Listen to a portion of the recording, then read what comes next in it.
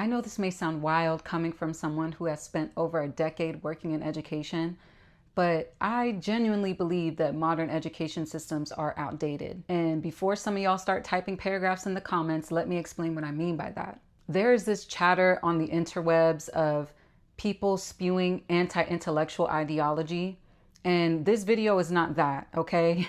What I am saying is that the framework most school systems are operating under was created for a completely different point in human history.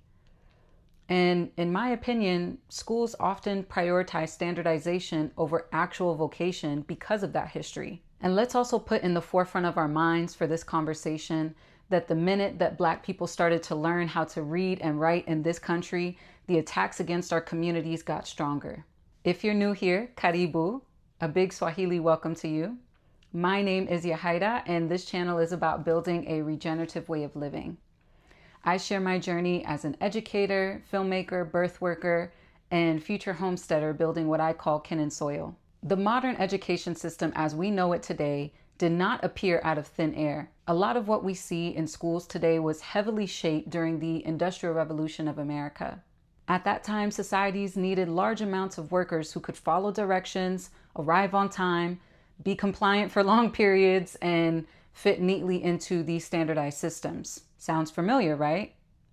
You got the bell schedule, the desks in nice, neat rows, the rote memorization, the permission to speak, to move, to use the restroom for students and teachers.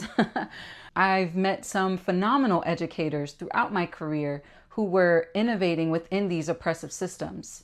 You know, I've worked in public schools, charter schools, Montessori environments, and even international schools. But the system itself, lackluster and outdated to say the least, okay?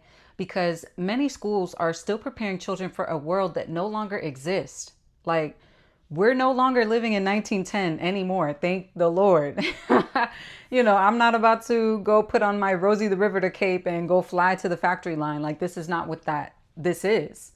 So the modus operandi that we see in American education today came out of all of that, you know, and now that I've lived a little, I can see different points in time where Black people started to excel in education. And that created this backlash effect that I also want to speak truth to today.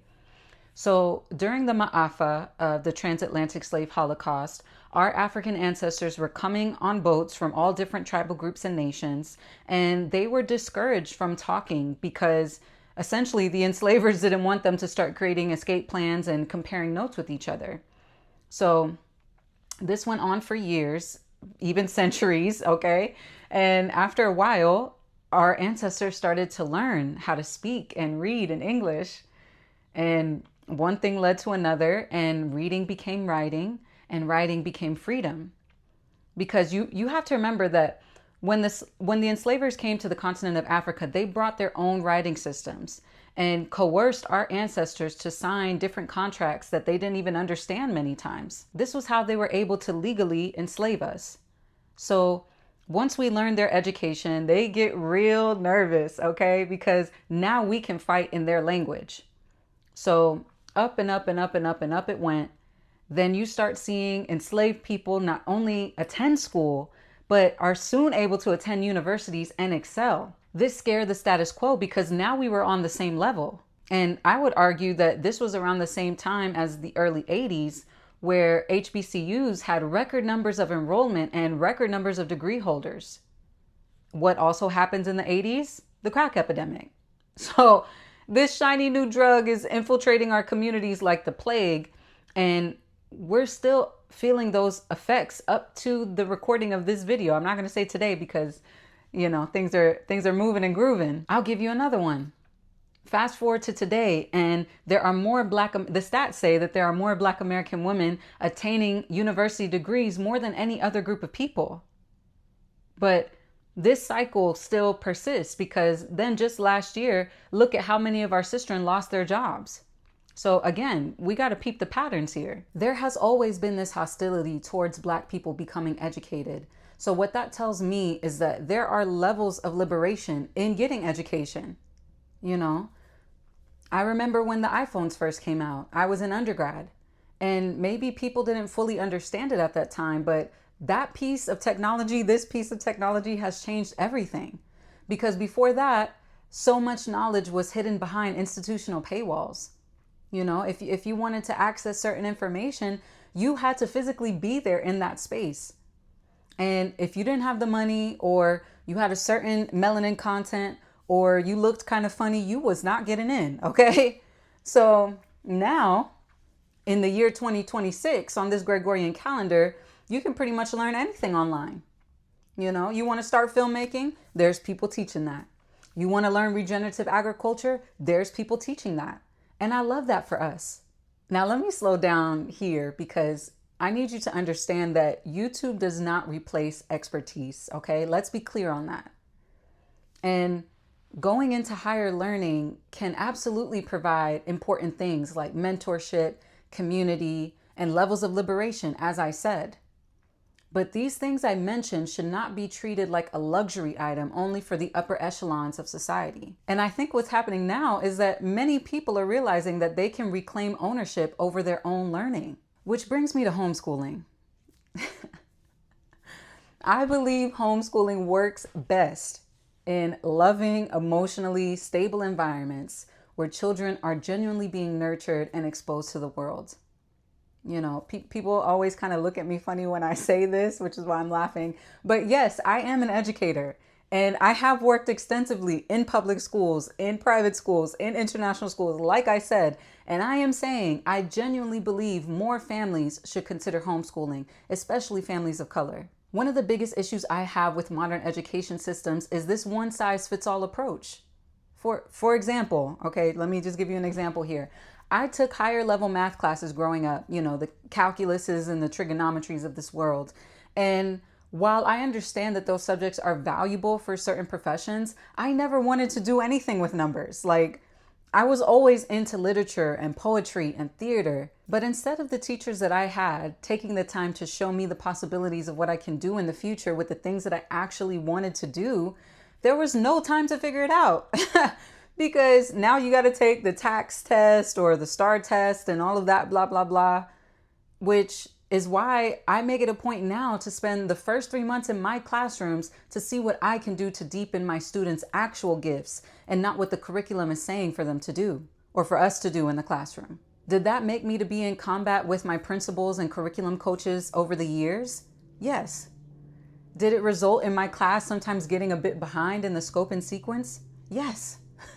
But I don't regret it. I don't regret it, because I know for a fact that when my students get older, they'll remember those lessons. You know, like a lot of children leave school believing they are unintelligent or a lame simply because they didn't thrive inside this one narrow framework. I've met children who struggle to sit still in classrooms but could identify every plant in the garden. Or children who were unconventionally brilliant but labeled distracted or worse because they didn't fit the pace of the curriculum. I'll never forget this one student my second year teaching. He was labeled as having intellectual disability, which is what they used to call mental retardation back in the day. And I was going through a lot in that time of my life, and I was very scatterbrained, like leaving my keys and my badges and sometimes even my purse just all over the place, all over the school sometimes, because I had to do like inclusion. So sometimes I would go into other people's classrooms. So when I couldn't find something, he always knew where it was without fail. Yet he was called disabled. Another student I had, she had Down syndrome and what they call emotional disturbance, which is a nice big phrase to say that this child has been through extreme trauma and doesn't really know where to put their emotions because they're a child. So, you know, she was also being raised by her grandmother, and her grandmother was a very sweet lady, but she didn't really understand how to take care of, let's just call her student A. So I used to do these exercises with my students where I would start a story with one sentence, and then the kids had to go one by one and give the next part of the book. So student A was a master at this game. And anytime the students would get stuck, I would tell them like, hey, do you want to phone a friend? And they would always pick her because she would have us rolling on the floor laughing with some of the stuff that she came up with, you know?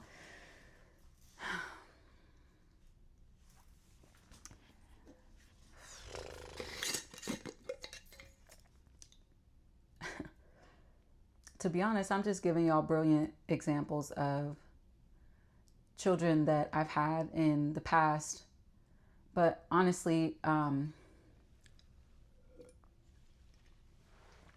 it leaves me emotional because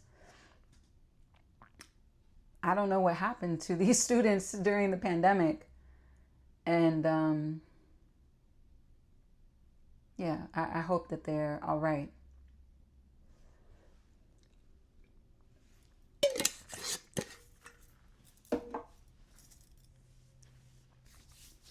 To stay on topic, this is where I think imagination becomes so important, because one of the greatest violences of modern educational systems is that they slowly but surely disconnect children from their own imagination and intuition.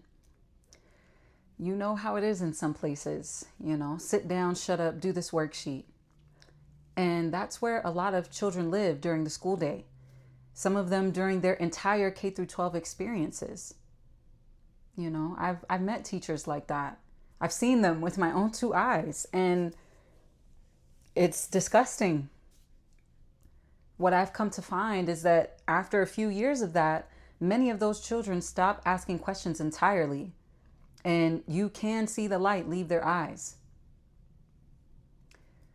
Let me side note rabbit trail here for a moment, because the bigger story there is that I believe that schools are incentivized to put more students into special education because the student essentially gets counted twice in school attendance because they're in the school and they're in the special education program.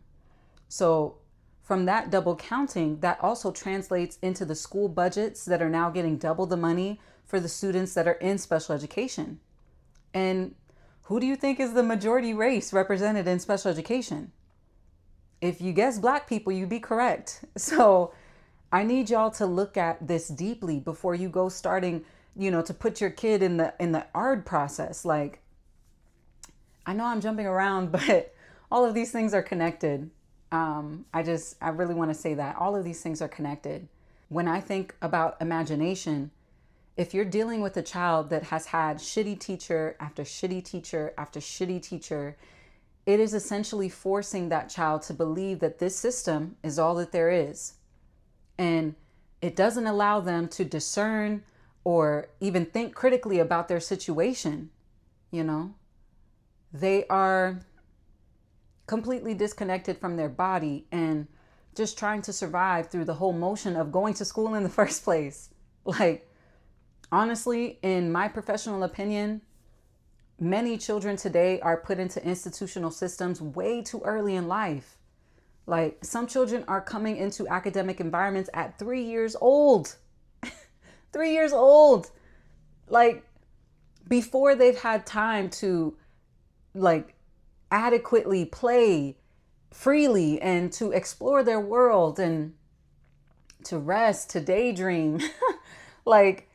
Then you wonder why children look anxious and overstimulated and overmedicated. Like, come on, y'all. It's not rocket science. How could they be anything but exhausted from the whole situation? Some children are growing up without ever truly having the opportunity to imagine outside of this framework that was handed to them. And that doesn't sit right with me. It's never sat right with me. So what's the answer? Because around here, we don't just talk about the problems, like we talk about the solutions just as heavy. And as I said earlier, many of y'all are not going to like this, but you have to be brave enough to imagine differently again. Yes, I'm talking to you, the parents, the parents, the community members, the aunties, the uncles.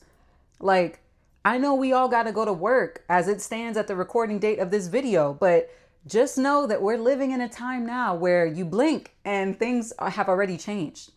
So please don't get caught up in the status quo and miss your curtain call into the new earth. Because homeschooling in my opinion, homeschooling in a loving environment is the only way, in my professional opinion, to combat all of the things that I said. And I know that some of y'all may not feel equipped to do so for one reason or another, and that's okay.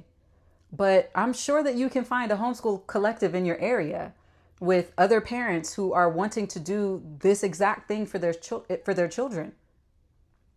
Like, there's strength in numbers, you know? So please utilize this computer that you have in your pocket and go make it happen. Also, a lot of times people give this bullshit like excuse saying that, oh, well, if I homeschool my child, they're not going to be socialized in a good way. And I'm just like, do you like, are you not able to put them in a sports league or in dance classes after 4 p.m. when school's done? And to be honest, do you want your child being socialized amongst the masses where there's like subsets of children that believe that they're cats and dogs and like come to school with tails on? Like these Wolverine kids or whatever. Like, do you want your child to be socialized with them? I don't think so. So that's enough for my soliloquy for today. If you have found anything that resonated with you in this video, let me know your thoughts below. And in the next video, I'm going to talk about how teaching abroad changed the way that I view education. As always, go and touch some grass with your people. Sending love to all benevolent beings. Amani na upendo.